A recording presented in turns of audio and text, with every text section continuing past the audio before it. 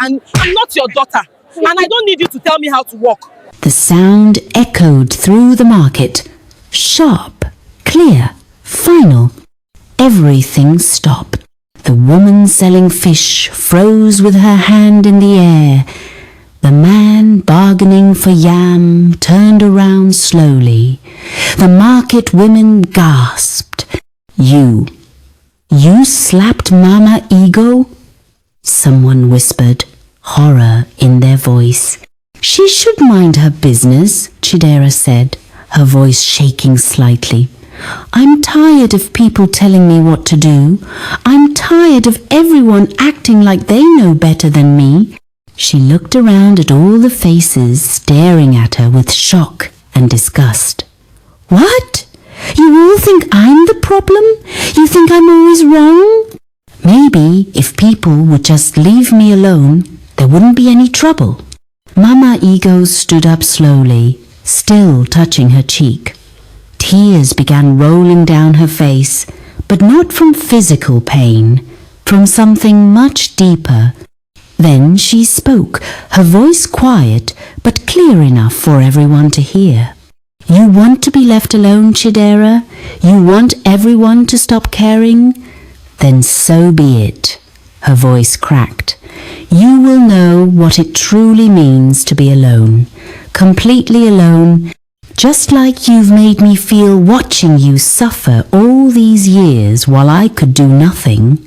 A cold wind suddenly blew through the market, even though the day had been still. People stepped back. When Mama Ego spoke blessings or curses, things happened. Everyone in the village knew this. Mama Ego, please, an old woman said. Don't curse the child. She doesn't know what she's doing. It's not a curse, Mama Ego said, tears still flowing. It's just the truth she's been living. Now she'll feel it fully. She turned and walked away, leaving her scattered tomatoes on the ground, leaving Chidera standing there with her hand still raised. But how did we get here?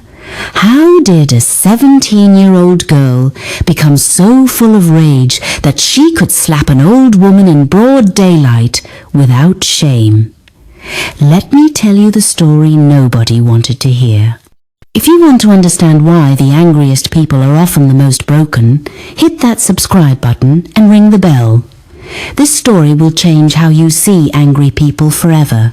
Now, let me take you back to where it all began.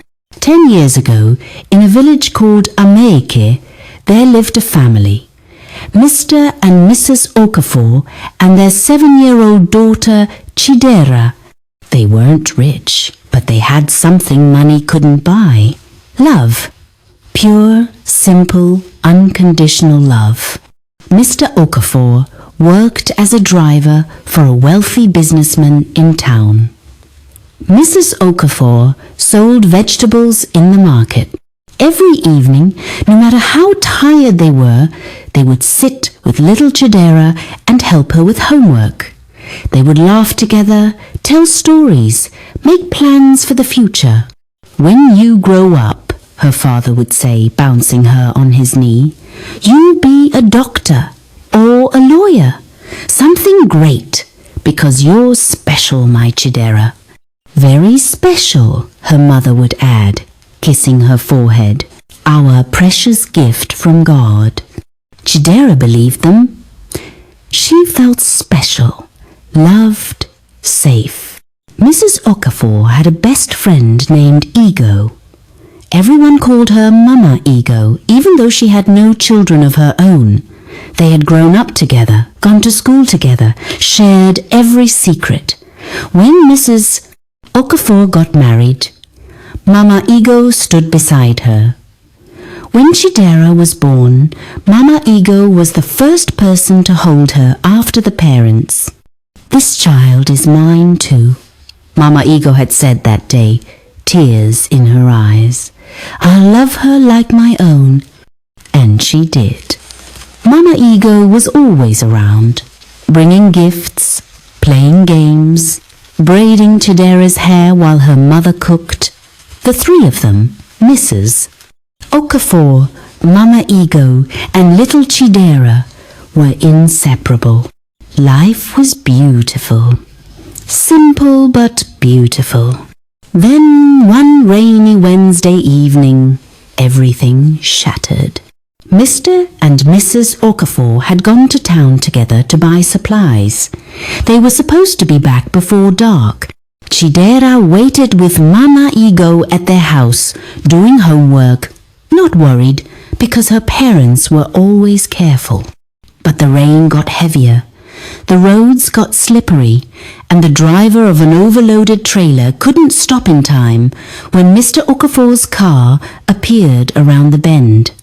The impact was so violent, both of Chidera's parents died instantly. 7-year-old Chidera was doing her mathematics homework when the police came to the door. She saw Mama Ego collapse on the floor, screaming. She saw neighbors running over.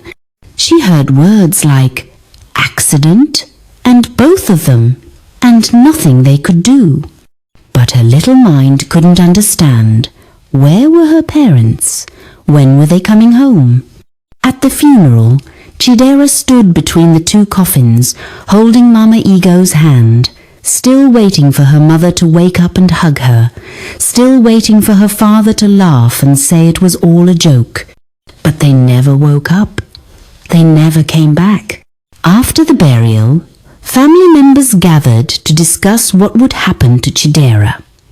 Mr. Okafor had a younger sister named Obioma.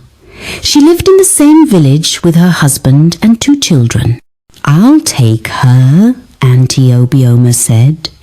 "She's family. Family takes care of family." Mama Ego stepped forward immediately. "Please let me take her. Amara was my sister in everything but blood. She made me promise to watch over Chidera if anything ever happened. Let me raise her." Auntie Obioma's eyes went hard. "And what can you offer her?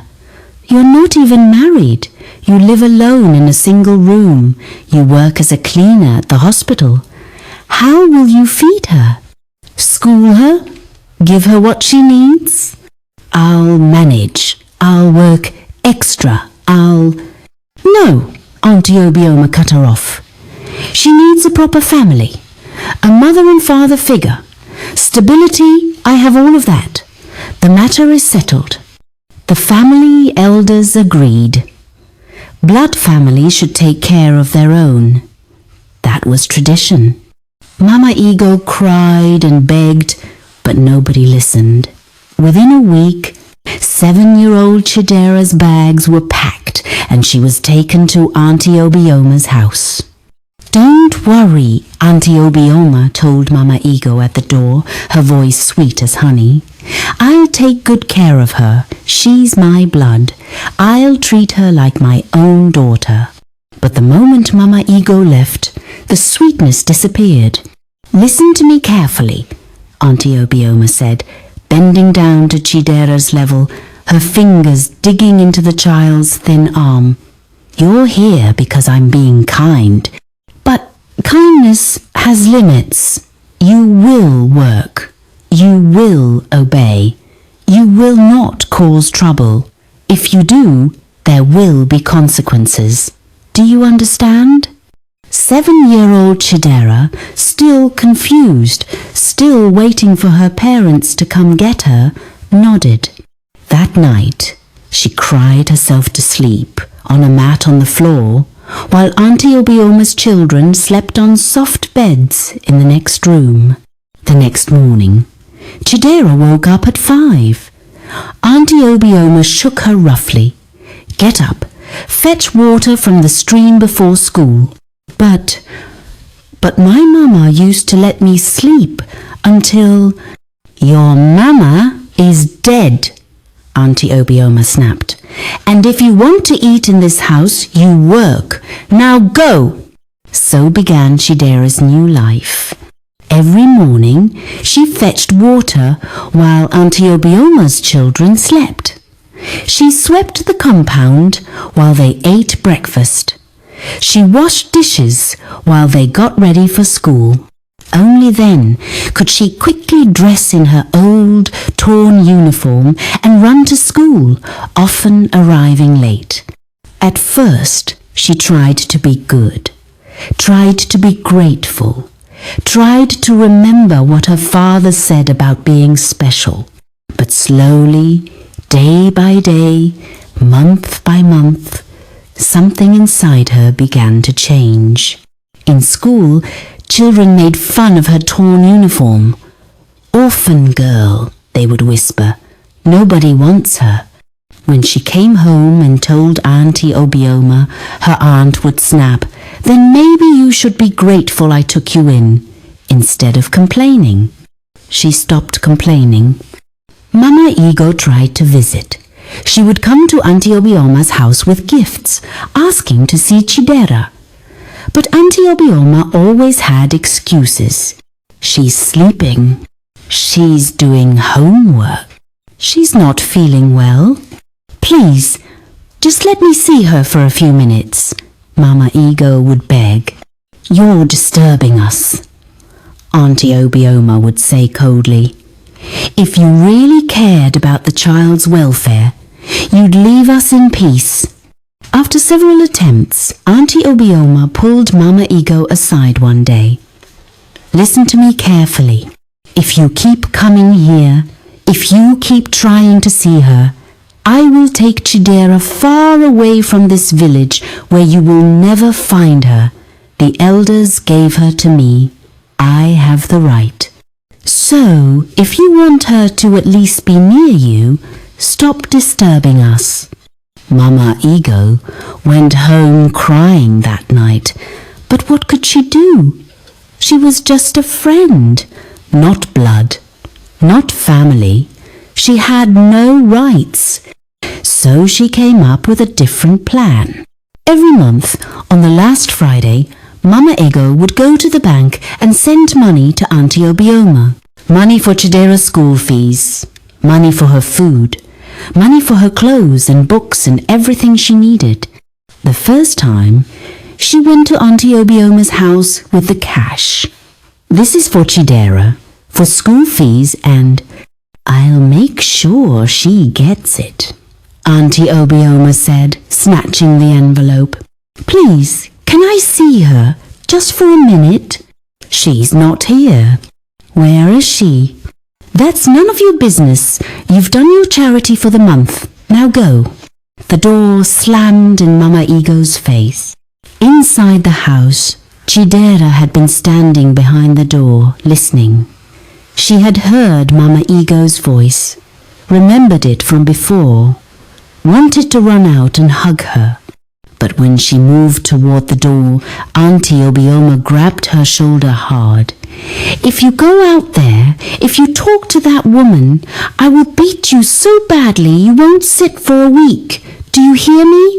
9-year-old Chidera nodded, tears streaming down her face. She never saw Mama Ego that day, or any day after that when she came. But Mama Ego kept sending money, every single month. Money she earned scrubbing hospital floors on her knees, money she earned washing doctors' coats and cleaning surgical rooms and doing whatever extra shifts she could find. She sent money for school fees, money for uniforms, money for books, money for food, everything Chidera needed. But Chidera never saw a kobo of it. Auntie Obioma kept everything. She paid Chidera's school fees with the smallest amount possible, buying the cheapest uniform that was always too small. She kept the rest for herself and her own children.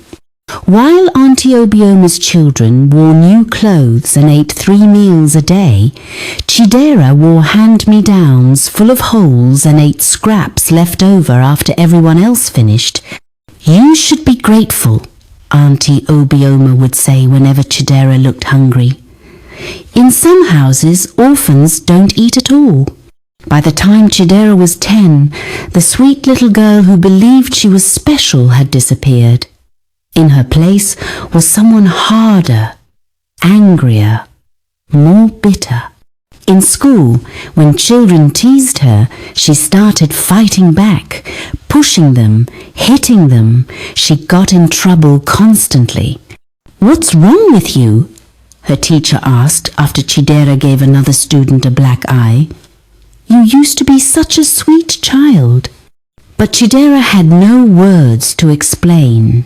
How could she tell them that every kindness felt like mockery, that every correction felt like another person telling her she wasn't good enough, that the anger burning in her chest was the only thing that felt real anymore?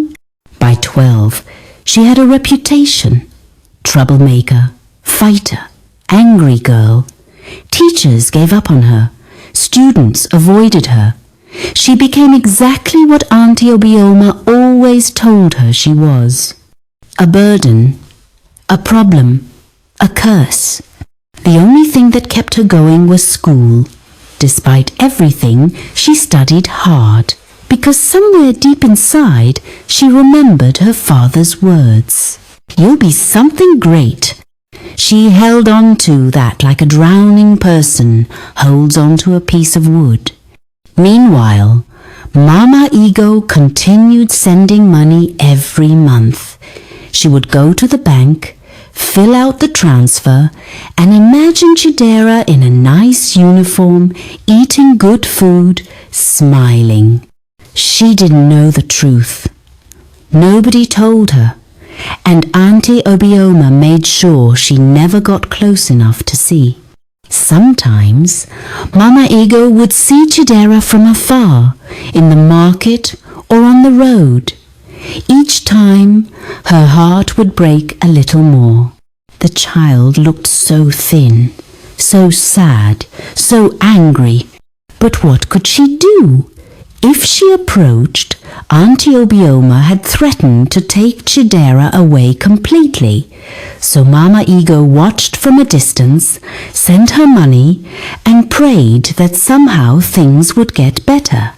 They didn't.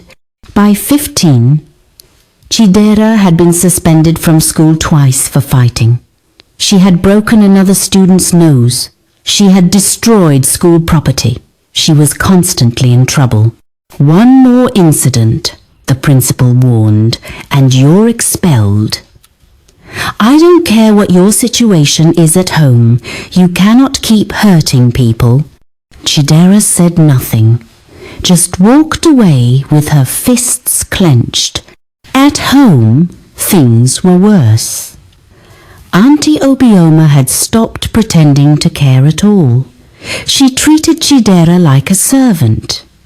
Wake up at 4, fetch water, cook breakfast, clean the house, go to school, come back, cook dinner, wash dishes, sleep on the floor, repeat.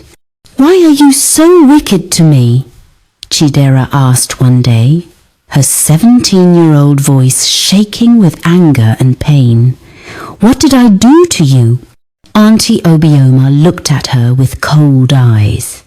"You exist. You're a reminder of your parents who thought they were better than everyone else. You're a burden I got stuck with. That's what you did." Those words carved themselves into Chidera's soul. She stopped asking questions, stopped hoping things would change, just became harder, angrier, more closed off. The rage inside her grew like a wildfire. It consumed everything. Every kindness felt like a trap. Every correction felt like an attack. Every smile felt fake. She trusted no one, loved no one, expected nothing from anyone. And so, at 17, when she accidentally knocked over Mama Ego's tomatoes in the market, and the old woman gently tried to correct her, tried to help her, all Chidera heard was another person telling her she wasn't good enough. Another person acting like they knew better. Another person pretending to care when nobody actually did. And the rage exploded.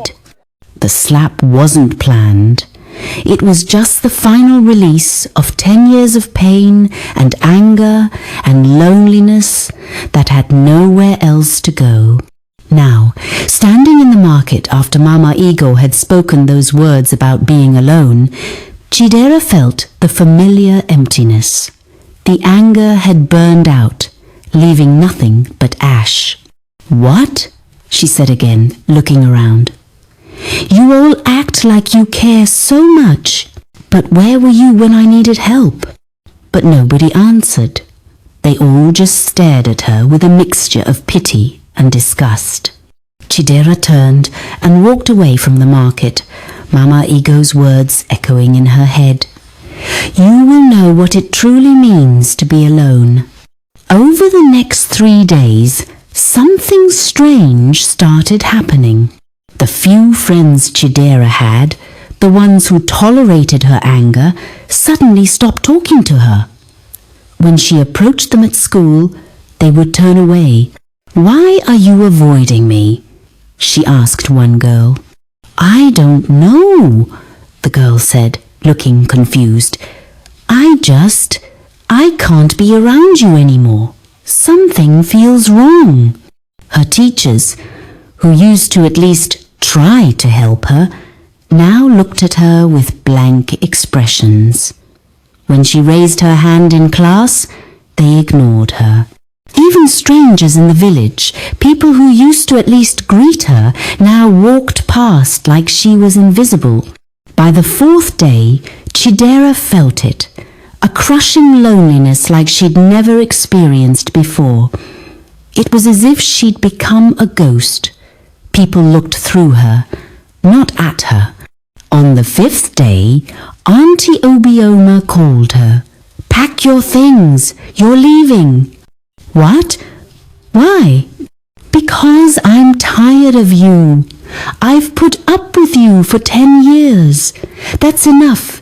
Get out of my house." "But where will I go?" "That's not my problem anymore. Just leave." Chidera stood there, shocked. "You're throwing me out? Just like that?" "Just like that. Now go before I throw your things in the dirt myself." That evening, Chidera found herself sitting under a tree with her small bag of belongings, completely alone.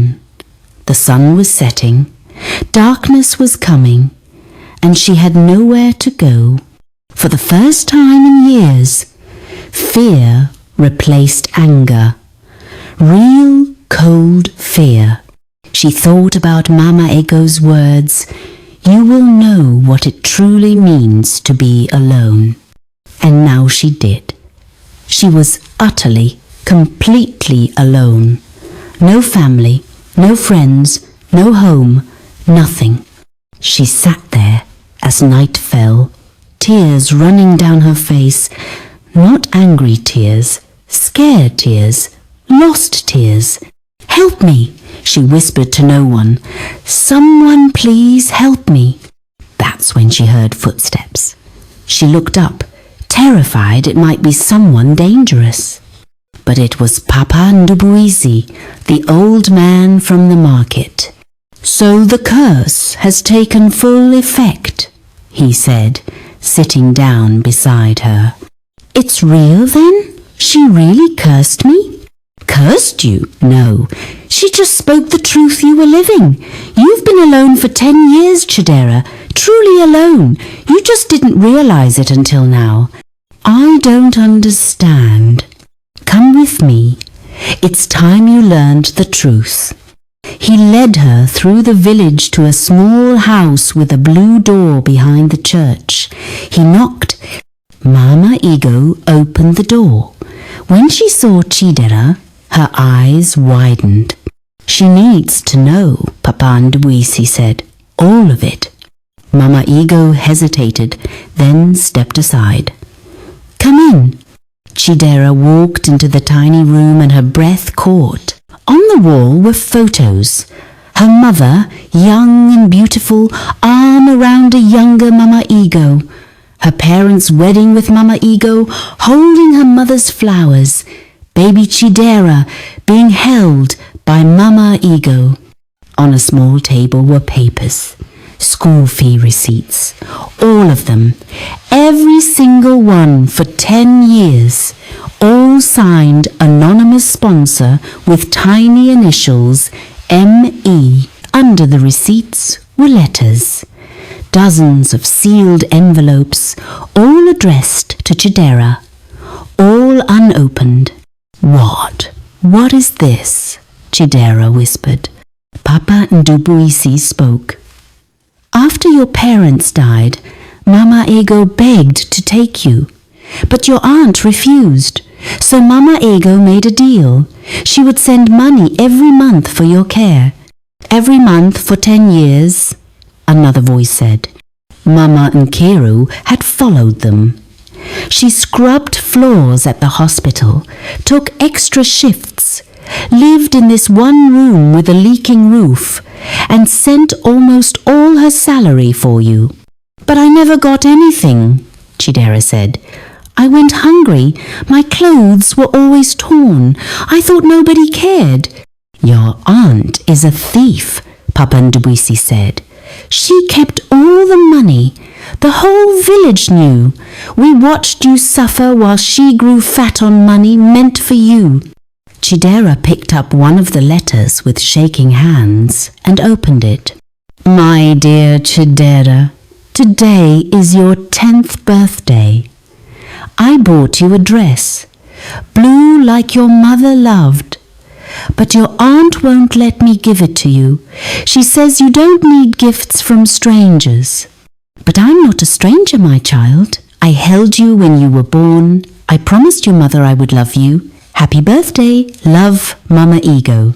Chidera's legs gave out. She collapsed on the floor, the letter clutched in her hand, sobbing. 10 years. 10 years of thinking nobody loved her. And all along, someone had been loving her, sacrificing everything, watching over her from afar. Why didn't you tell me? She cried. Why didn't anyone tell me? We tried, Papa Ndubuisi said. Mama Ego tried many times, but your aunt threatened to take you away completely.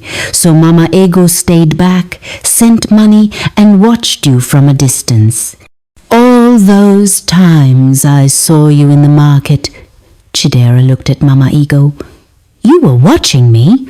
Mama Ego nodded, tears streaming down her face. I saw you change from that sweet little girl into this angry person. I watched the light die in your eyes. I saw you become exactly what I promised your mother you wouldn't become. And I couldn't stop it. My mother? When the accident happened, I held her hand as she died. Her last words were, "Take care of my Chidera. Don't let her grow up angry like I did. Teach her to love." But I failed. I watched you grow up angry and bitter, and I couldn't reach you. Chidera tried to speak but couldn't, just sobbed harder. The curse, she finally managed to say. You cursed me. No, Mama Ego said softly. There was no curse, my child. You've been alone all along. Really, truly alone, living with people who didn't love you, going through life with anger as your only companion. I just made you feel what you've been living for 10 years, made you see it clearly. But everyone suddenly started ignoring me, even strangers. Papa Ndubuisi shook his head. We all decided together, after you slapped Mama Ego, we realized you needed to understand. So we showed you. We made you feel the isolation you've been inflicting on yourself. You mean? It wasn't supernatural, Mama Nkiru said. It was the village working together to teach you a lesson, to make you see what your anger has been doing to you.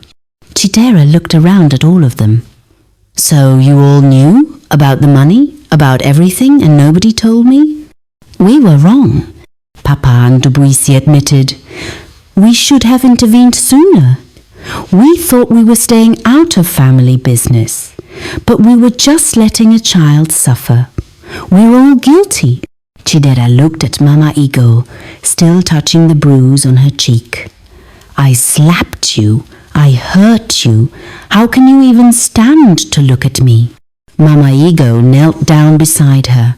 Because I know why you did it. Because I understand that your anger comes from pain. Because I loved you when you were born. And I love you now, even with all your rage and all your mistakes. I don't deserve it. Love isn't about deserving. It's about choosing. I chose to love you 17 years ago when I held you as a baby. And I choose to love you now.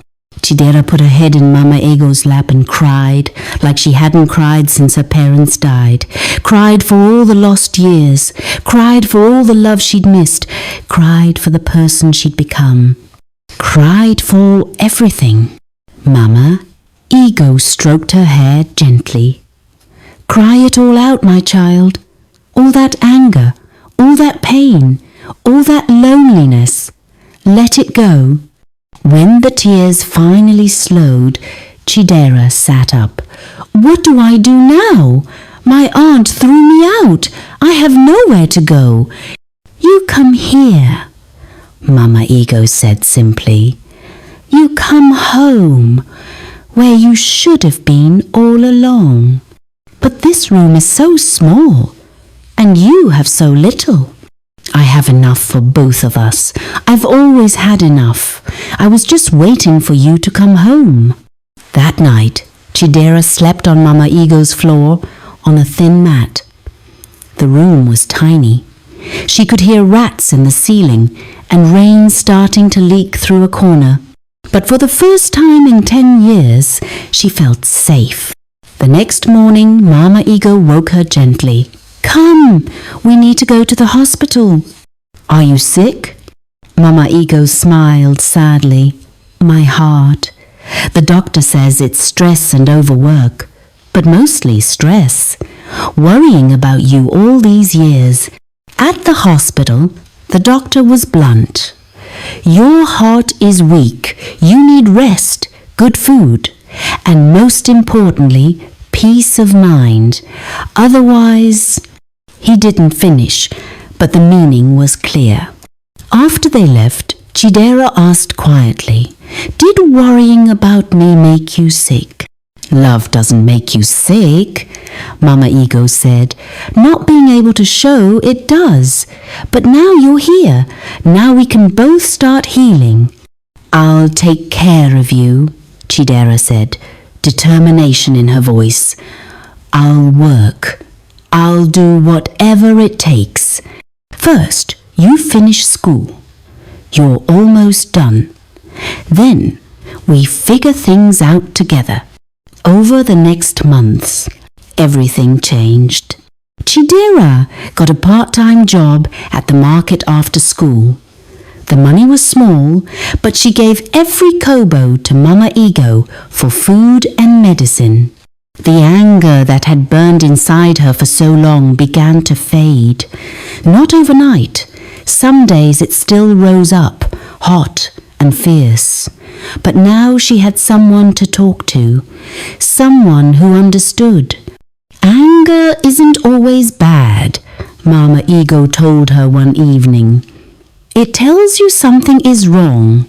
The problem is when you let it control you. How do I control it? By finding purpose, by choosing love even when it's hard, by realizing the anger hurts you more than anyone else. Mama Ego's health slowly improved. Good food, less stress, and having Chidera finally with her made all the difference. Your heart is getting stronger, the doctor said at a checkup, amazed. Whatever you're doing, keep doing it. In the village, people watched Chidera's transformation. The angry girl was changing. She still had fire, But now it was directed toward good things, working hard, caring for Mama Ego, finishing school strong. One day, 6 months after the slap, Chidera saw Auntie Obioma in the market. Their eyes met. The old anger started to rise. The urge to confront, to accuse, to hurt back. But then she thought of Mama Ego, thought of her mother's last words. Chidera took a deep breath and walked past without a word. Some battles weren't worth fighting. That must have been hard, Mama Ego said, when Chidera told her. It was. Part of me wanted to say something. But you didn't. No, because her punishment is living with what she did. Mine is living free from anger. I choose freedom. 1 year after the slap, Chidera graduated top of her class. Mama Ego sat in the front row, crying tears of joy. After the ceremony, Papa Ndubwisi came up to them. When I saw you slap Mama Ego that day, I thought you were lost forever. But I was wrong. That slap wasn't the end, it was the beginning.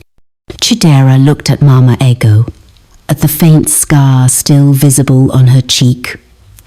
It was the worst and best thing I ever did. 5 years later, Chidera was a teacher at the village school. She had used her salary to renovate Mama Ego's house. She had started a program helping angry children, teaching them what she'd learned. Every day, she wore a bracelet Mama Ego had given her with words engraved. Choose love. Sometimes students asked about the scar on Mama Ego's cheek. What happened to her face? I happened, Chidera would say. I was angry and I hurt someone who loved me. That scar reminds me every day of who I was and who I chose to become. One day, a young girl came to Chidera after class. She was known for fighting, for anger. Teacher, I'm always angry. Everyone says I'm bad. But I just feel hurt. Chidera knelt down. I know. I was you once. Let me tell you a story about the day I slapped an old woman and what happened next. As she told her story, she looked out the window and saw Mama Ego walking past, going to the market. They waved at each other. That slap had changed both their lives. It had exposed truth, destroyed lies, and somehow led them to each other. Chidera learned that sometimes the worst thing you do becomes the doorway to the best thing that happens. Not because wrong becomes right, but because love is stronger than anger. Truth is stronger than lies. And forgiveness can heal even the deepest wounds, even the ones that leave scars, especially the ones that leave scars. If this story touched your heart, hit that subscribe button right now. Join the African Stories by Priceless family, where we tell stories that change lives. Drop a comment below. Have you ever hurt someone who loved you? Have you struggled with anger? Share your story. Your words might save someone today. Share this video with someone who's angry, someone who's hurting, someone who thinks they've gone too far to be forgiven. Remember, anger tells you something is wrong, but it's love that shows you the way forward. I'm Priceless, and I'll see you in the next story. Stay blessed.